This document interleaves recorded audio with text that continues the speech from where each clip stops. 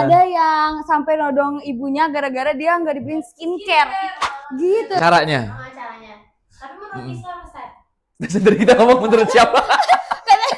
Sama sekali. Oh, masuk kerjakan, keluar lupakan. Lupakan ya. Relationship, toxic friend atau segala macam. Pada iya kan ya? Iya. Menteri ya?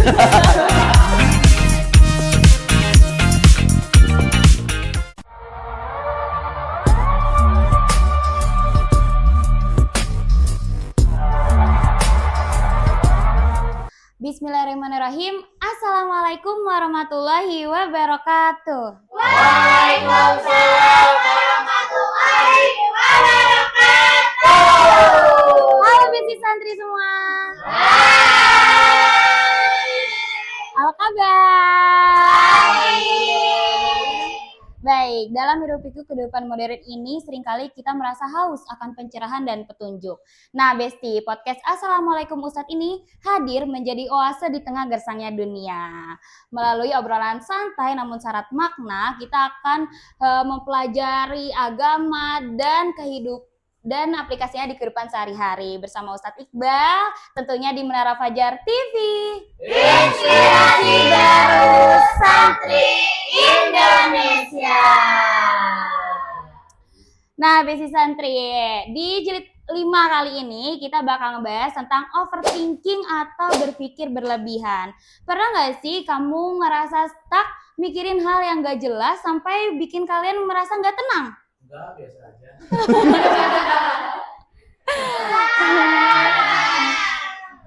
Ataupun kalian pikiran kalian itu tidak berhenti bergerak sampai kalian juga bingung mengatasinya bagaimana. Nah, untuk kalian semua untuk kalian semua yang masih sering overthinking nih, apalagi Gen Z zaman sekarang, podcast Assalamualaikum Ustadz jilid 5 ini cocok banget nih buat kamu. Langsung saja kita sapa Ustadz Iqbal Muhammad. Assalamualaikum Ustaz. Waalaikumsalam. Waalaikumsalam. Bagaimana kabarnya Ustadz? Alhamdulillah baik Alhamdulillah. semuanya. Sehat. Sekarang kan kita mau ngobrolin tentang overthinking ya Ustadz ya. Oke. Tapi sebelum kita ngobrol lebih jauh nih ya Ustadz ya, menurut Ustadz itu overthinking itu apa sih Ustadz? Overthinking itu apa? Ya, definisi overthinking ya. Kayaknya kalau masalah definisi setiap orang mungkin punya penafsiran masing-masing ya, punya gambaran masing-masing. Tapi setidak-tidaknya overthinking itu kan tadi ya sudah disebut berpikir yang terlalu berlebihan sehingga berefek kepada apa ya? Berefek kepada perilaku dia sehari-hari. Iya, benar. Sehingga muncul satu perasaan bahwa dia itu seperti tidak nyaman dengan dirinya, dia tidak nyaman dengan lingkungannya, dia tidak nyaman dengan situasinya.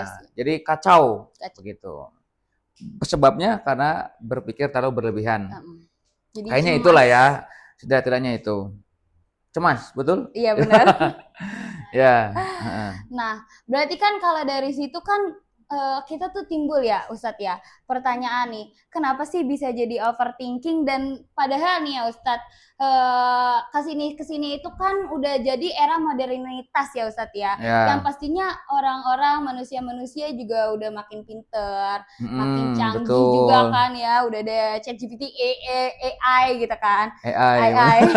tapi Iya. tapi kenapa nih? Walaupun kita nih sekarang udah di era modernitas, udah canggih, udah cerdas-cerdas manusianya, tapi masih aja nih kita mengeluh soal overthinking. Iya, jadi seperti satu hal yang kontraproduktif ya. Iya, benar. Dengan banyaknya fasilitas zaman sekarang, untuk manusia zaman sekarang ya, seperti teknologi dan lain-lain, ilmu juga semakin mudah ya diakses. Tapi kenapa justru itu semua menjadi sebab utama orang itu menjadi overthinking? Ya, betul nggak? Benar. Gitu kan? Pernah nggak sih kalian emang dalam satu kondisi nih carut marut pernah? Nggak kondisi.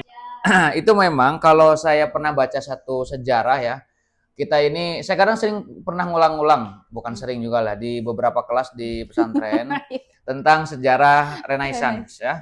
Ketika dunia barat itu kembali seakan-akan ya Iya. kembali bangkit gitu ya. Padahal dalam abad pertengahan itu kalau perspektif Muslim, perspektif Islam itu sebagai abad kejayaan, abad keemasan. Kejayaan, abad keemasan. Iya, tapi mereka Barat mengatakan itu abad kegelapan. Oh berarti Gitu. beda ya dari Beda. Barat sama Islam. Barat sama Islam. Nah, mereka akhirnya bangkit kan dari situ. Akhirnya dari masyarakat yang saat itu cenderung religius, masyarakat yang beragama, setelah adanya Renaissance, ini seakan-akan ada gelombang peradaban baru bahwa mereka bergeser kepada pandangan yang menghilangkan nilai-nilai agama. Dari pandangan yang teosentris gitu ya. Dari teosentris. Iya, menjadi antroposentris. Menjadi manusia yang menjadi pusat segala-galanya. Maksudnya setelah naiknya bangsa Barat dan lepasnya dari cangkuman apa ya atau kurungan ketidakberdayaan lah bagi mereka, mereka meninggalkan seluruh nilai-nilai agama. Sehingga yang menjadi pusat itu bukan lagi kesadaran agama, tapi adalah manusia itu sendiri. Antropo itu artinya manusia dalam bahasa Latin, sentris itu pusat. Jadi manusia menjadi pusat segala-galanya. Manusia menjadi pusat masalah, seluruh masalah.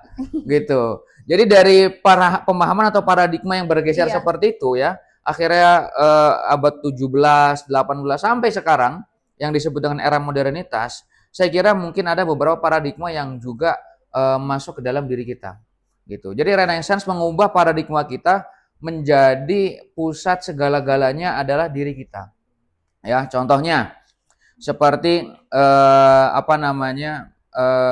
kita punya masalah, ya, dengan masalah pribadi kita menjadi pusat kehidupannya itu, masalah pendidikan, ya masalah benar. ekonomi, Pribadi juga. masalah pribadi, gitu kan? Masalah apa? Sosial, gitu ya. Relationship dan lain-lain. Belum masalah kita, masalah orang lain juga kita pikirkan. Iya benar. Ya. Apalagi zaman sekarang tuh kita sering lihat TikTok, Betul. Instagram, ataupun ya ada fenomena-fenomena yang di situ Iya. yang buat kita Jadi juga peristiwa yang kita lihat di sosial media, misalkan artis gitu ya, perceraian artis gitu kan, kita ikut pikirkan gitu. Sehingga masuklah ke dalam memori kita, masuk dalam kesadaran kita gitu. Kita jadi ikut kesel. Kita jadi ikut emosional kita. Jadi memainkan emosional kita gitu kan. Seluruhnya ada konflik apa kemarin konflik politik gitu. Politik. Ya. UKT mahal, UKT naik gitu. Kalian yang mau kuliah ya. Terus yang itu sarapan Nikita. Iya ribut, iya kan.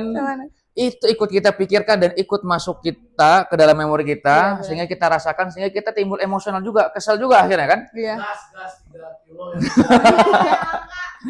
Gas yang langka seluruhnya masuk ke dalam alam pikiran kita. Jadi itulah sebuah paradigma antroposentris. Manusia menjadi pusat segala-galanya. Gitu ya. Itu saya kira salah satu juga yang dibawa oleh era modernitas yang saya pernah bahas juga di podcast sebelumnya, untuk kita harus bisa membentengi diri dari pengaruh-pengaruh tersebut harusnya. Gitu. Wow, berarti karena kejadian tersebut ya, kita itu lupa ya, maksudnya akan Allah gitu ya, Ustadz ya. Betul. Jadi kayak kita memusatkan masalah-masalah itu sendiri di diri Dalam kita. diri kita. Jadi kita lupa nih, kenapa kita nggak menyerahkan aja ke Allah gitu. Betul. Ya, Kira-kira begitu, benar. Jadi seharusnya kita ini bergeser dari antroposentris tadi, menjadikan manusia pusat segala-galanya, berubah menjadi Allah sentris. Allah sentris. Gitu. Jadi pusatnya ke Allah ya Ustadz ya. Atau teosentris, atau bahasa kita sebenarnya tauhid. Ya, keimanan. Ya, masalah kita di situ sebenarnya. Ya, ketika kita sudah merubah paradigma yang menjadikan manusia itu pusat segala-galanya, kita serahkan kepada Allah, kita lepaskan kepada Allah, sehingga kita tahu bahwa posisi kita ini makhluk, ya kan? Kita ini makhluk, kita ini ciptaan. Seluruhnya diciptakan oleh Allah. Seluruh takdir itu ada yang menciptakan, ada yang mengatur. Diri kita ada yang mengatur. Seluruhnya ada yang mengatur. Kenapa kita cut di situ bahwa harus kita juga yang memikirkan? Gitu. Benar. Jadi bagaimana kita memusatkan segala sesuatu itu kembalikan kepada Allah. Kepada Allah. Nah Ustadz, kalau misalnya dalam Islam ya, overthinking itu apakah kita harus melawannya gitu kan? Atau kita tuh menghindari itu? Apakah kita harus menghindari overthinking itu? Atau kita tuh harus sabar aja gitu Ustadz dalam menghadapi overthinking tersebut? Sabar Gitu kan? Ya kan kan Ya, prinsip ya. dalam Islam itu sabar aja, udah sabar gitu. Iya, artinya sabar dengan definisi yang benar gitu Iya, ya, benar. bukan sabar yang namanya doang pas sabar gitu. Tapi orang yang nggak sabar. Kalian kan latihan sabar nggak sih di pondok ya kan ya? Latihan sabar mengantri. Sabar banget ya. Sabar bener ya. Sabar apa lagi? Sabar kalau ada masalah. Sabar. Sabar kalau diburu. Kayaknya dari dalam hati sekali. Sabar kalau diburu-buru. Sabar kalau diburu-buru. Ya, tapi memang bagi kita pernah ngelihat berita ya bahwa efek samping atau apa ya, yang paling maksimal itu ketika orang sudah overthinking, ketika pernah ngelihat berita itu sampai menggadaikan kehidupannya. Iya. Iya ya kan, sampai menjual nyawa kehidupannya gitu. Ada yang sampai tadi malam saya habis belajar sama Ustaz Syarif juga kan tentang overthinking gitu kan. Terus habis itu ada juga tuh diliatin tuh di itunya, di kayak gini di TV gitu di kan. TV. itu dijelasin tuh Ustaz. Ada yang sampai nodong ibunya gara-gara dia nggak dibeliin skincare. Gitu ya kan ya. Benar. Tadi malam. Nah itu. Jadi banyak efek yang buruk ya, iya. banyak efek-efek negatif. Iya, banyak sekali lah. Akhirnya berujung kepada kehancuran moralitas kan, gitu. Dalam Islam bahwa segala sesuatu tadi, ketika kita sudah punya paradigma Allah sentris, teosentris, segala sesuatu itu dipusatkan kepada Allah, sehingga kita muncul sikap tawakal, gitu loh. Kita punya analogi begini. Ada misalkan tahu puting beliung nggak? Iya, Angin puting beliung ya. Bahwa puting beliung itu kan menyedot segala sesuatu yang di bawahnya, betul nggak? Iya. Seluruhnya diambil tuh, daun, mau motor juga diembat gitu ya, oleh puting beliung. Diputar dari bawah, ketika di atas dilontarkan, dilepaskan.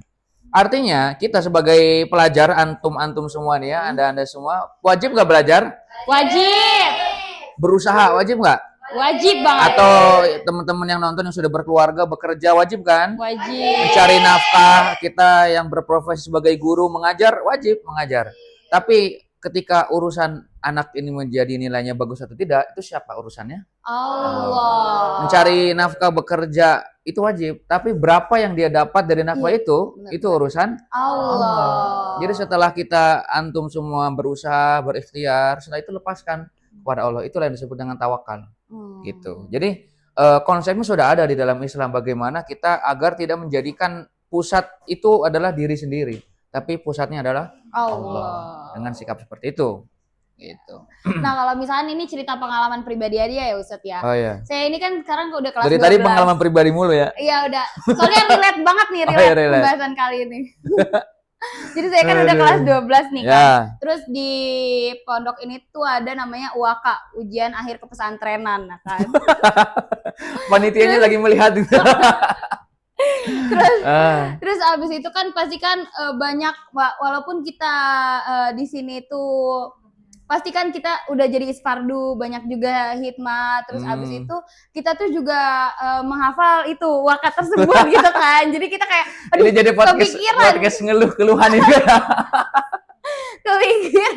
kepikiran gitu nah tentang wakanya. Walaupun kita udah ngafalin nih Ustadz, kita udah ngafalin, tapi kita udah, apalagi sekarang ya Ustadz ya, form value-nya, form penilainya itu di G-Drive gitu kan. Jadi kita tuh nggak tahu kita remedial apa enggak gitu. Nah, pas kita udah setorin. Betul aja. Pas kita udah setorin, misalkan abis setoran tawasul nih kemarin. Pas kita udah setorin, aduh, ini remedial enggak ya gitu. Jadi kita sering kepikiran mulu, overthinking. Oke. Ya, jadi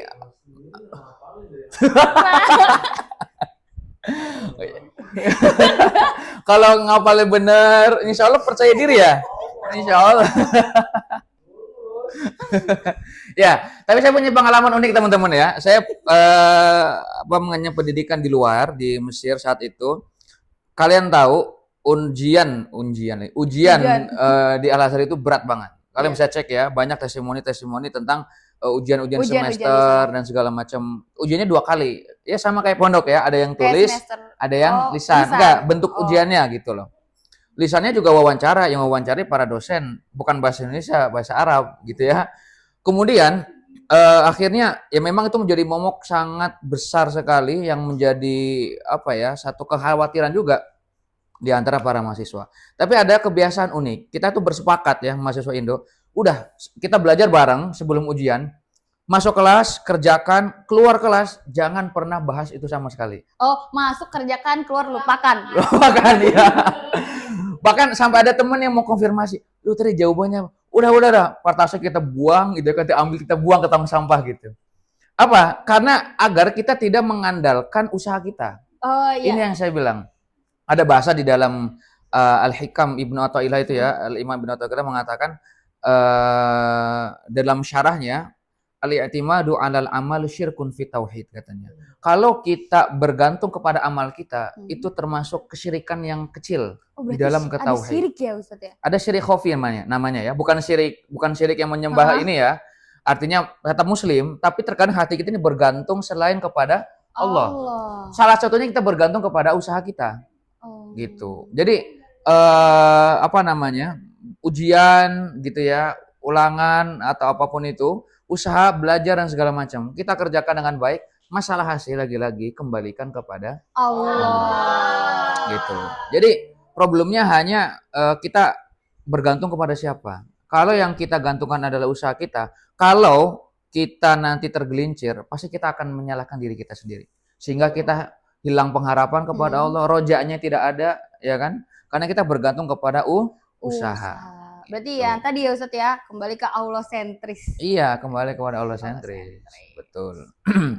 Nah Ustaz, tapi kalau misalnya kita udah melepaskan semua, tapi kita masih ada perasaan nggak ikhlas, nggak tenang atau cemas gitu Ustaz. Nah gimana tuh Ustaz? Masih aja overthinking gitu. Masalahnya banyak banget ya.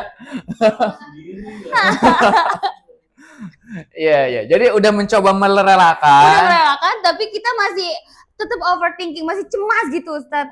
Udah nggak overthinking lah, tapi udah masih ada cemas, khawatir, serpihan ya. Oke. Berarti kalau gini kan artinya akut gitu ya penyakit. Penyakitnya ini dosisnya harus ditambah. Harus ada metode tertentu. Contoh, kalian pernah berliburan ke pantai nggak sih kalian? Pernah ke Pangandaran? Ya? Yang ombaknya itu kan, wah, masya Allah ya. Yeah. Jadi ada Banadabu di sana, ya kan? Karena ombaknya bagus. Ada speedboat gitu kan. Yes. Kalian kalau naik speedboat, di atas speedboat, kemudian kalian bisa mengkondisikan, menguasai speedboatnya, kalian bisa menguasai laju ombaknya, kalian bisa menguasai diri kalian sendiri. Aman nggak di atas speedboat itu? Aman kan? Tapi ketika kalian nggak bisa menguasai, maka akan jatuh kan? Terbalik ya. Nah, kalau sudah terbalik, apa yang harus dilakukan coba? Tenggelam. Berenang ombaknya sangat begitu besar. Maka harus ada satu pertolongan, gitu ya. Apa yang dia butuhkan orang yang sedang terombang. Berenang tenggelam ya Ustaz. Ya makanya dia harus butuh pertolongan. Maaf, apa yang harus dilakukan oleh orang itu? Dia harus mencari tali. Iya benar. Dia harus mendapatkan pertolongan. Harus ada yang mengulurkan tali itu.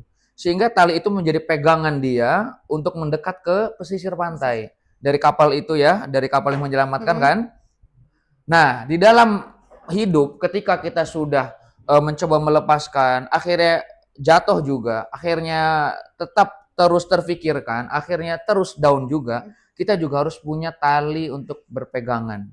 Dan tali berpegangan yang paling kuat, yang paling teguh, yang paling ampuh di dalam masalah kita adalah Allah Subhanahu wa ta'ala. Masya Allah. Maksudnya apa? Ada cara untuk mendekat kepada Allah dengan mengingat Allah Subhanahu wa ta'ala, dengan memperbanyak zikir. Jadi zikir itu sebenarnya sebuah pertolongan.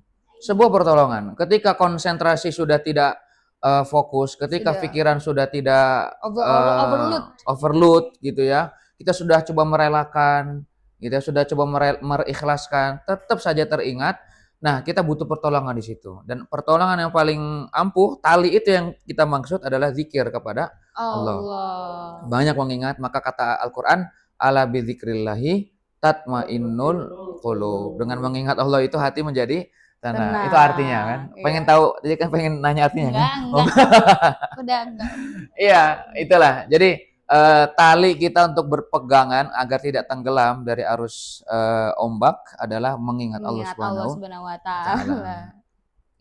gitu ya. Nah, jadi gitu nih Besti Santri. Sekarang kita udah masuk ke segmen tanya netizen. Siapa ada yang mau nanya?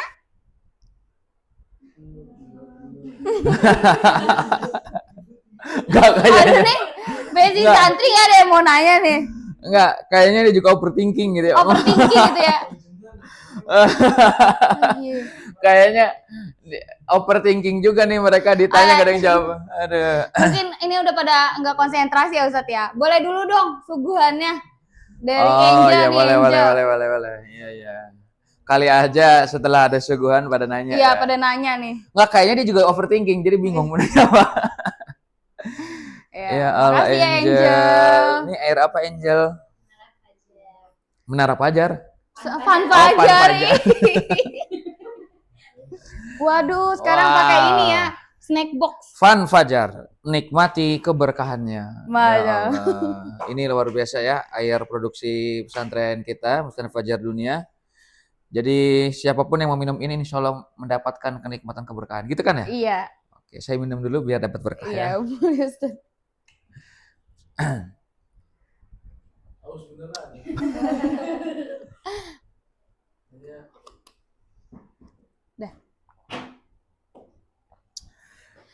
Oke nih Ustadz, ada salah satu Besti Santri. Siapa? Namanya Nur. Ayo, boleh Nur? Namanya Nur, boleh. Ustadz, lagi orang yang udah overthinking nih. Terus gimana dalam Islam itu kita biar gak overthinking? Caranya. Caranya. Tapi menurut Islam Ustadz. Sendiri kita ngomong menurut siapa? Karena ini, Nggak ditidur nggak sih si Nur? iya kan tadi berzikir ya Ustadz ya. Ya nggak apa-apa, kita ulang. Ah, iya. Oh nggak fokus, mungkin lagi overthinking juga nih Overthinking si Nur. juga, Iya. Masya Allah. Bener-bener nggak apa-apa. Talinya ini kemana ya, tali Oke, pertolongannya tadi? tadi pertolongan hilang. Oke, saya agak tambahkan sedikit. Ada satu perkataan Iya. ulama, Imam Ibnu Athaillah lagi di dalam hikamnya, beliau mengatakan gini, arih nafsaka minat tadbir, fama qoma bihi ghairuk la takum bihi nafsuk, katanya. Arih nafsaka minat tadbir, istirahatkanlah dirimu dari segala pengaturan-pengaturan. Istirahatkanlah diri kita dari segala pikiran-pikiran. Istirahatkanlah diri kita dari segala macam beban yang ada di dalam diri kita. Fama qoma bihi ghairuka la takum bihi nafsuk.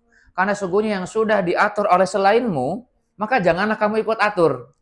Gitu. Iya benar. Ya. Jadi Nur tadi ya, segala sesuatu yang sudah diatur oleh selain dirimu, maksudnya diatur oleh siapa? Diatur oleh Allah. Allah. Janganlah kamu ikut ikut. gitu. Yang saya sebutkan tadi, ketika kita sudah berusaha, ketika kita sudah berikhtiar, ya segala macam yang sudah kita usahakan sampai kepada tahap yang paling maksimal. Setelah itu masalah hasil kembalikan kepada Allah sentris. Allah sentris, tawakal, serahkan semua kepada Allah. Jadi lepaskan segala kemelutan dunia. Gitu kan, kalau bahasa motivator ya, bahasa spiritual motivator itu begitu. Jadi lepaskan segala macam yang meliputi diri kita, serahkanlah semua kepada Allah Subhanahu wa taala. Ya, jadi setelah kita ikhtiar, kita langsung tawakal, serahkan kepada Allah. Ya Nur, Betul ya Nur. sekali. Begitu Nur ya. Ya. Nggak fokus nih kayaknya Nur ya, lagi overthinking. Ya. Lanjut, kita sudah masuk ke segmen closing statement kali ya Ustadz ya. Closing Iya, statement. dari Oke. Ustadz Iqbal. Iyalah dari saya, dari kamu silakan. Iya. Ya, closing statement buat kalian yang nonton di sini ya, kelas berapa ini? Kelas berapa? Kelas 12. Kelas.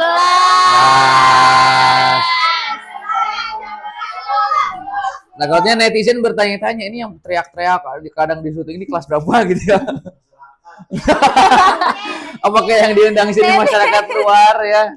Enggak ya, ini anak-anak kelas 12. Kalian di masa-masa yang benar sekali relate dengan pembahasan hari ini kan? Iya, overthinking. Oh.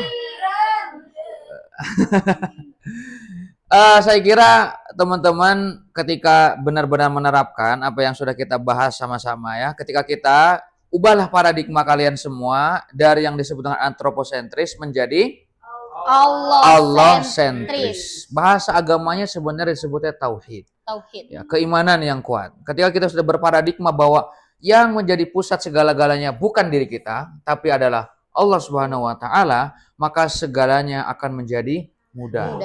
Segalanya akan menjadi indah juga. Segalanya akan menjadi berjalan dengan segala macam masalah ya.